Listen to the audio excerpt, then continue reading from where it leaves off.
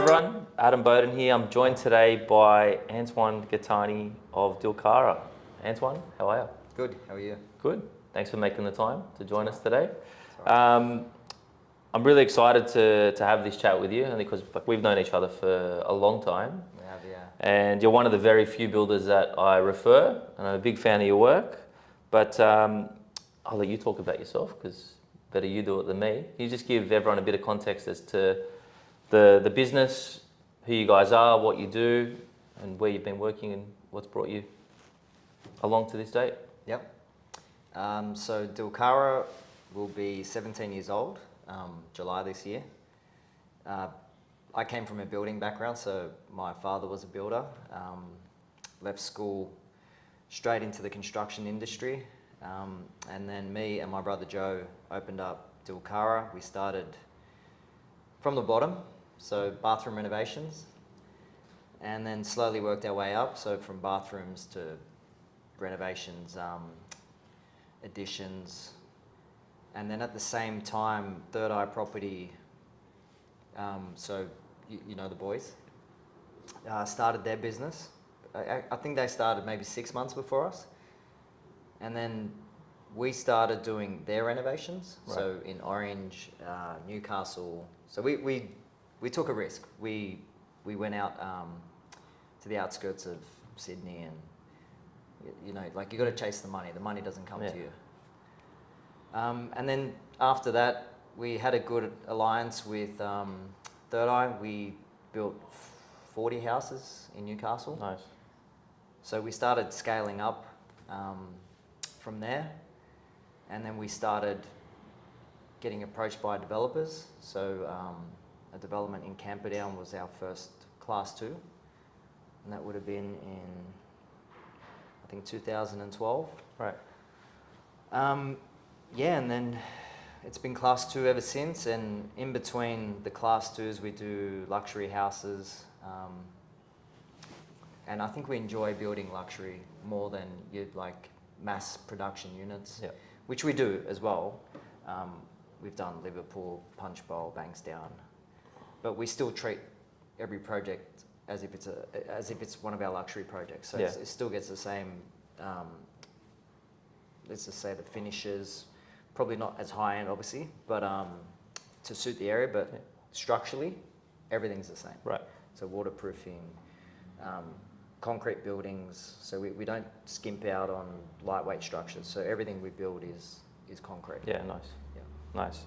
So you gave a quick insight there as to where you started. You said chasing the money, and then you know, renovations to houses in Newcastle. Now you've made a big pivot from what I've seen in the last 2 years. So what are you, or whatever you can talk about publicly, what are you working on now? And where are you taking the business into the future? Yeah, so our business has grown to, I'd say, like a reputable business, reputable builder. So our clients come to us, and we've got repeat clients. So we've never disappointed any clients in the last, say, 12 to 15 years. We've had the same guys unless they've retired. Yeah. So it's all repeat customers, and it's more now in the luxury space. So Third Eye's gone into luxury. 𝗜Ð𝗚𝘂𝘀𝘀𝘁𝗍 in luxury. So we've JV'd with them on projects. There's other developers that are getting to their retirement stage. So I won't name their names, but they're in the luxury space too. So we got one in DY that we're doing 16 apartments as well. And he's a repeat customer, developer. And we've become friends with everyone, so we do our thing, they do their thing, so no one steps on each other's toes, and it makes business fun. Yeah, like we have fun while we're building. Yep, and I'll second that. Yeah. So for you, there's a consistent theme there. It seems like a lot of loyalty, and you keep the network quite tight. Yeah. That's obviously very, very deliberate. Yeah. Have you been burnt in the past by trying to shift outside of that? Yeah, look, I won't name names, but there was 2 projects we were called in to save. Yeah. We saved those 2 projects, and unfortunately the developer was not a good person, Tried to burn the funders as well. Right. So he was incorporating a scheme together to defraud everyone, really. Yeah. And we came in like with good intentions, finished the projects. Yeah. But that was like a good learning lesson for us. Right. Because the industry has its good and bad, but if you get the bad, it can take you down. So like we're lucky we're established and we've got a good cash flow, but if it was a smaller builder and experienced what we experienced, then they wouldn't be around. Yeah, yeah, it'll ruin them, yeah, for sure. Yeah. Yeah. So being very selective has obviously been a key part of your success moving forward. It's also, I know you've built some pretty outstanding homes. Like I know your home was a special project. You're also involved with 𝗜મિ Jury on the Growing Home project. Yeah. How did you get involved with that, and what was that experience like? Well, that's actually a funny one. That's another one. So a good friend of mine, 𝗜ጵ𝗱𝘂𝘀𝗁, approached me and asked me, he's got a good friend, Jamie, is his friend. He's like, he's been burnt by, I think it was 5 or 6 builders. He's like, please, you just need to do this. You need to do this for him. And I went there and I looked at the property at first and I'm like, no wonder everyone ran away. Yeah. It's 60 meters from the street to the water. Yeah, it's insane. And he's telling me, they can't put up cranes, they can't do this. I said, Jamie, if I'm going to do this job, you just do it my way. We've got to get a crane up. Like you can't handle material without this crane. Forget about it. Yeah. I'm not building it. So he's like, you just do whatever you need to do, you do it. So we had to engage consultants, and he really let me take the lead like I was the developer. Yeah. Because obviously we develop and we build, which that's where the experience comes from to build things like this. So he let us go. Obviously he did the finishes and I dealt closely with the architect. Yeah. But he would never have got it finished. Right. Yeah. So and what was he like as a client to deal with? He was good. Yeah. He thought he was doing the backyard blitz. Right. Like we had people working on top of each other, and I'm like, Jamie, we don't work like this. He's like, please, I've got to get it done for filming. Just get this section ready. I'm like, okay, that's behind the scenes. Like, right. I've had a lot of experience in filming now, so in the background. Yeah. But it's not backyard blitz, so yeah. Yeah. First and last time in front of a camera crew on the building site. Yeah, it's not easy to build with cameras around. Mate, I don't know how you manage the trades and keep them under control when there's cameras around. Some of our trades have been with us since before Dilcara, so they've known us since we were kids. Right. So 20 plus years. Yeah. First for them too. So the loyalty is there, and it was exciting for everyone. It was something different. Yeah. Like it was a challenge. Yeah. Definitely a challenge. And it was a documented challenge. Mm. But it still got built the same way we build every one of our developments. So, I mean, you guys you've had a lot of, I guess, success stepping in after builders seem to have made a major stuff up somewhere along the way or gone broke. Yeah. What are the biggest pitfalls that you've seen other builders have made which has led to their demise? And I guess lessons that you've learned that you've implemented in your business here? So the biggest thing in construction is your structure. So no matter if you're building in Liverpool or you're building in Mossman, your structure has to work. Yeah. So when people start skimping out, I'll give you some examples that we've seen with our remedial work. Like they've forgotten waterproofing or tried to skimp out on waterproofing. They've put columns in without bolts in, like structural steel columns. Wow. Like these are minor things. Like let's just say a rebate needed waterproofing. Like it's not even $250 worth of waterproofing. They don't do it. Right. Because they're trying to save that dollar. Right. Look, and I understand for mass units, every dollar counts, and that's why we sort of step out of that area, because we know it's cutthroat. Like everyone's trying to save a dollar, but the only way to avoid all that is to build right. Yeah. So just you can't take shortcuts, especially in the structure. Now, when you say build right, are you talking about like more quality control? Do you feel like builders have lost control of their job sites? They're not actually there managing it, and that's why things spiral, or they're acutely aware and they're cutting corners? Like, what do you think's Look, I hope they're not aware and cutting corners on purpose, but like even my young guys, they don't understand construction. So I did a 4-year course to get my license. I've heard people doing their builder's license in 6 months. Like you can't get all that knowledge and the practical in 6 months to become a builder. Like there are so many components in construction.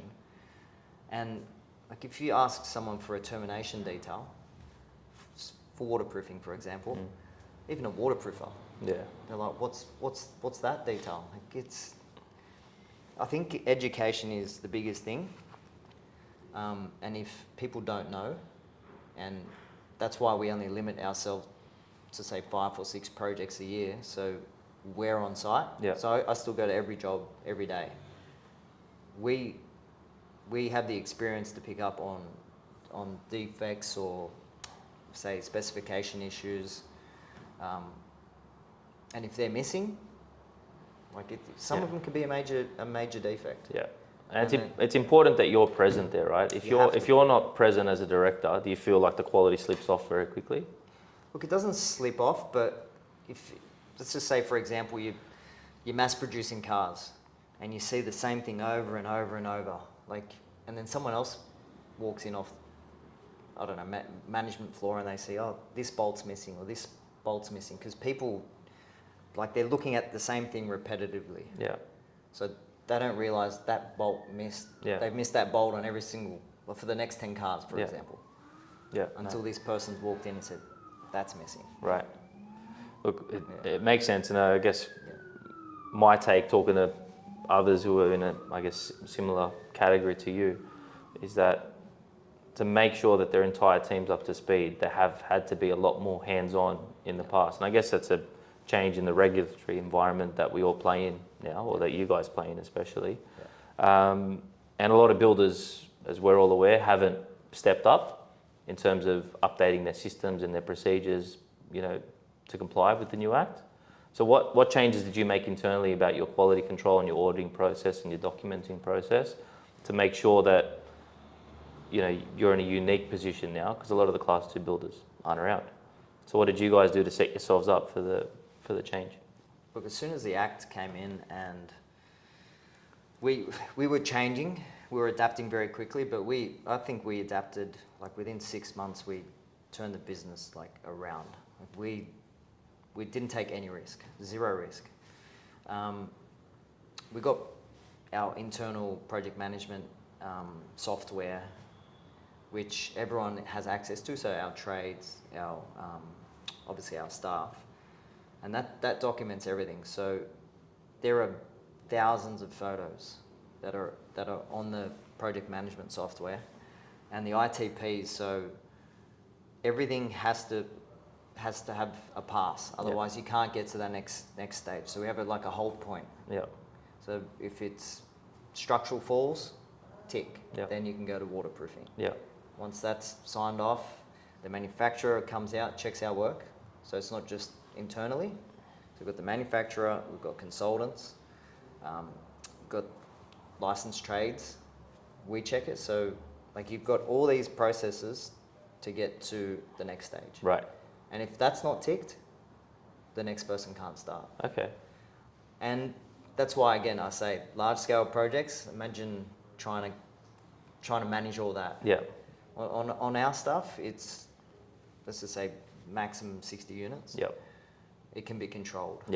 And that's why we don't want to step into that next level. And like you said, you've got your consultants, your trades, everyone's dialed into your software and your processes. Have the consultants caught up? This is a big bugbear I seem to be having with a lot of builders that are doing Class 2, is that the documentation is either wrong or incorrect or not detailed enough. When they're coming out for their site inspections, they're identifying that mistake. Is that something you're experiencing with, or have they caught up and it's getting better? So again, it's the framework of how we build. So our consultants know how we build. Our trades know how we build. So our structure is our structure. Yeah. It's repetitive. Yeah. That's why I say if I'm building Liverpool, I'm still going to build the same structure as Mossman. Right. It's going to be concrete, same detail, waterproofing details are all the same. You're going to get facade changes. So our facade engineer, we work closely with, and every facade's different. So that changes, but everything else is it's repetitive. Right. Nice. So the consultants can't make mistakes. Yeah. Look, everyone makes mistakes, don't get me wrong, but nothing catastrophic. no, not anymore. Yeah. Not anymore, no. Nice. That's reassuring. Yeah, and that's what I think cleaned up the industry, because too many people were guessing and making changes on site when they have clashes with services. Right. Now we've got the declared designs. You're really just building to an approved design. I know CCs take a lot longer, like 6 to 9 months, but you're getting in there and you're building off a plan that doesn't need to change. Yeah, and because you've had the same team, you've retained them, Yeah. everyone understands how everyone works, everyone understands how it should be. The documentation phase is a lot more detailed, but accurate, and then your construction delivery team's actually able to execute without having to worry too much that there's going to be any flaws and mistakes. They're not engineers, so no one on site's an engineer. Yeah. So they shouldn't be adjusting plans to suit them, to suit whatever's on site. If it doesn't work, you have to go back to the engineer. Yeah, okay. Has to redeclare his design, make an amendment, and then execute. Yeah. Now, what about your cost base to actually deliver?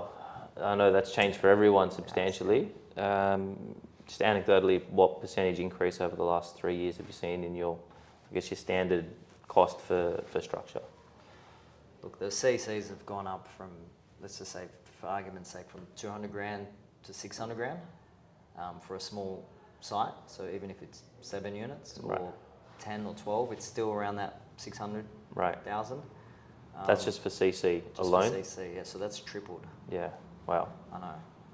And then if you incorporate that into your construction costs, they've gone up maybe 30%. Okay. So 300% on consultants and 30% on actual hard construction costs. Okay, so when you're doing a block of, let's say, 20 or 30 units, you're talking about what, an extra 40 to 50% increase in costs over the last 3 years? Not that much, maybe 40% Yeah. overall on development costs. Yeah. Okay, wow. So, but you got to remember, everyone's got their hand out. So local councils, Sydney Water, Ausgrid, everyone's got their hand out. Yeah. So it's development costs has gone up significantly. yeah, Construction costs, they're still hard costs, but all these extra fees, they're on top of that. yeah.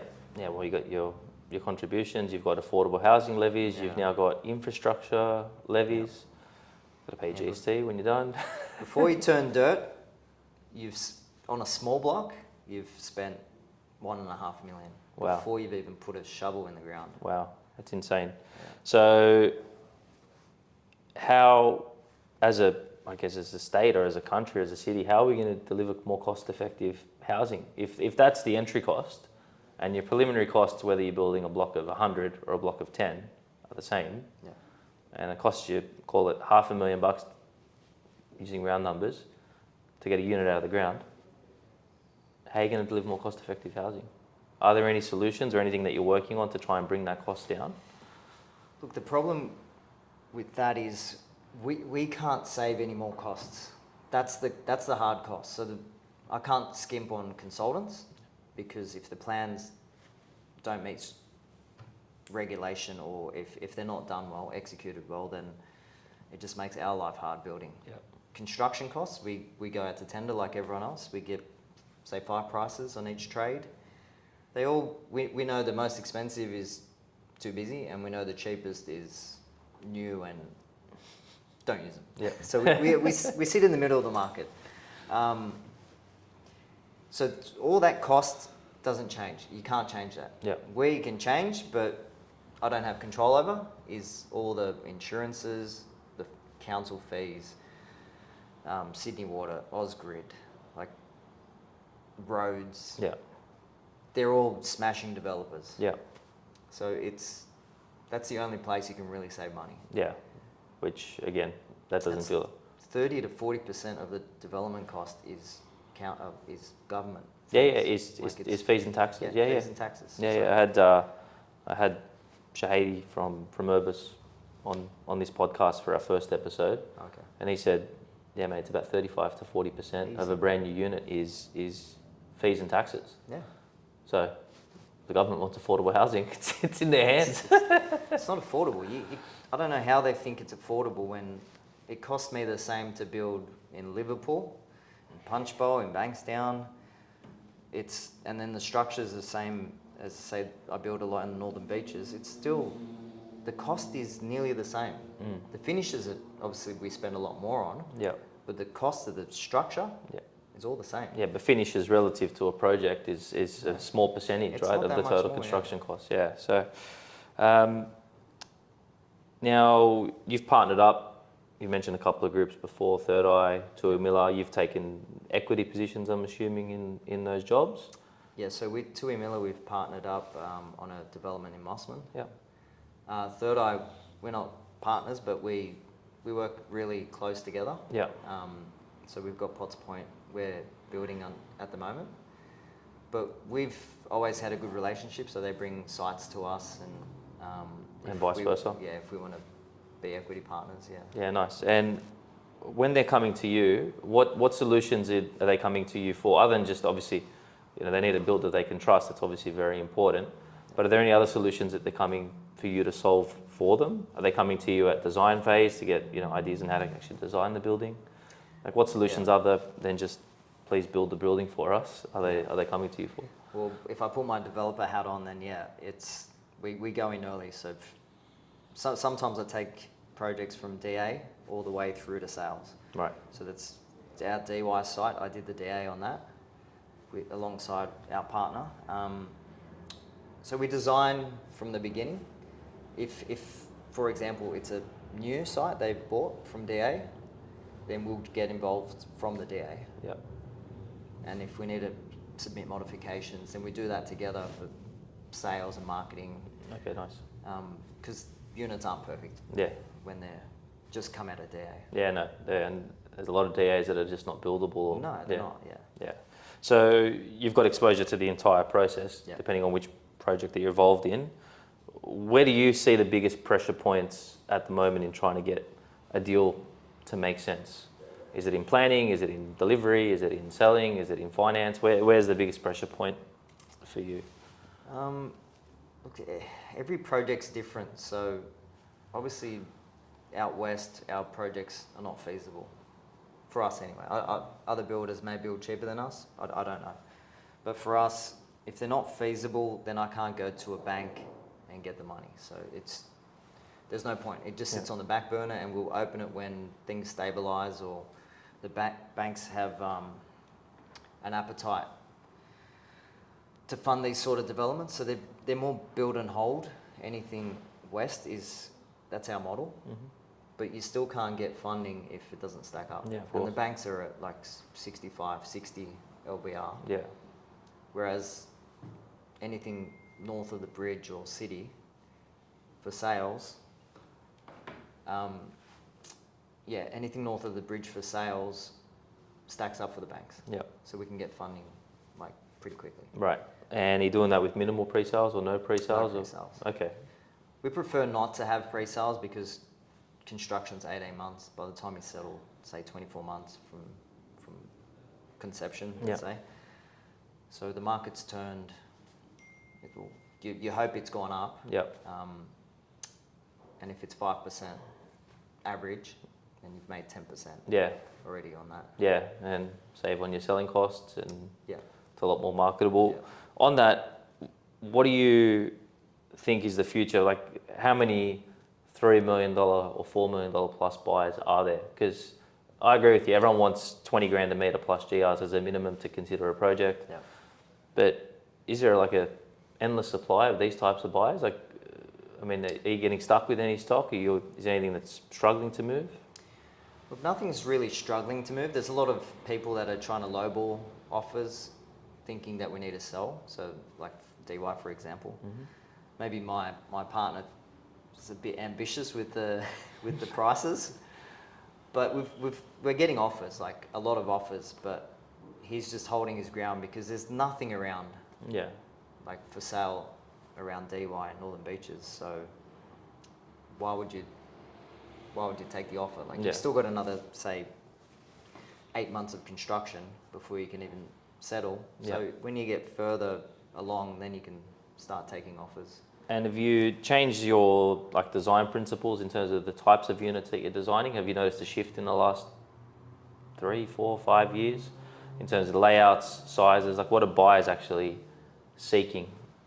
So most of our market are downsizes. So we need large 3 bedrooms. 4 bedrooms are coming in too.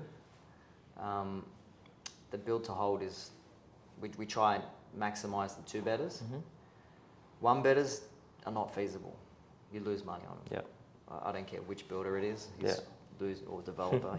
They're losing money on their 1-bedders. So, but that's good for the first home buyer because they're buying it at a cheap price and they can hold it. But for a builder, unfortunately, it's just wiped out since you pay the fees. Now, I'm with you on that 100%, right? I'm pushing anyone who will listen, stop building 1-bedroom units. Even to an extent, stop building 2-bedroom units if you're looking to sell. And it doesn't matter where it is in Sydney, 3 and 4-bedroom units seem to be the future.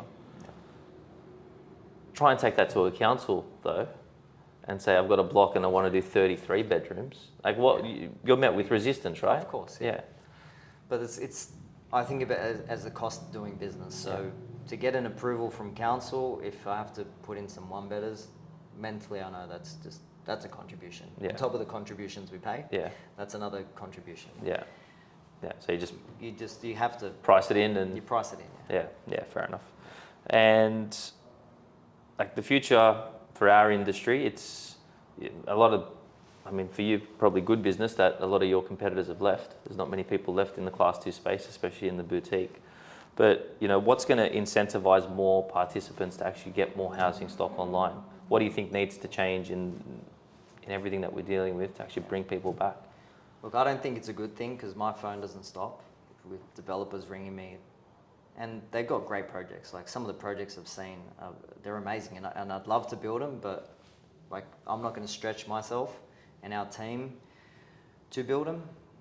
But the only way to really bring all this ahead would be to educate. Let's just say a good home builder in the market, educate him and bring him up to a Class 2 builder.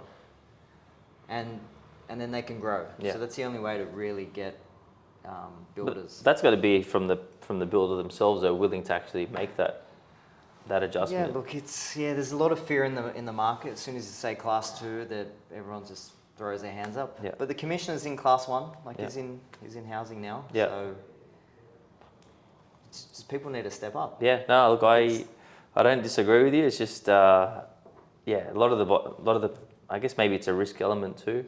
You know, if you're at a certain age, I mean, we're obviously a bit younger, a bit more motivated. But if, you know, someone's in their mid-50s and the framework around them's changed and they've made a good amount of money that they're comfortable, why would you re-educate and take on all the risk, right? Because there is, I mean, just for those not aware, what liability do you carry as the builder now on a new build? 10 years. 10 years. And that's now personal as well? Can they come after you personally? It's always been personal. When I first started, they'd always say it's a life sentence. Every building you build, even if it's 25 years later, if that building collapses, like, your name is on that building. So that's how I was brought up thinking. Like, it's my life sentence. Every building I build, if I kill someone or if that collapses and something happens to someone, like, how am I going to sleep at night? Like, we think about that all the time. Good. And that's how it should be, right? Well, It's a shame that a lot of the industry doesn't share the same sentiment, but that's probably what sets you guys apart from everybody else. Antoine, thank you very much for your time. If anyone does want to reach out to the team, he's obviously too busy to take on new work, but we'll share the link to the website. Check out their projects. Any questions, I'm sure Antoine or Joe are happy to get on the phone and talk a little bit more. But mate, thank you very much for your time. Much appreciated. Thanks. Now you can do cup.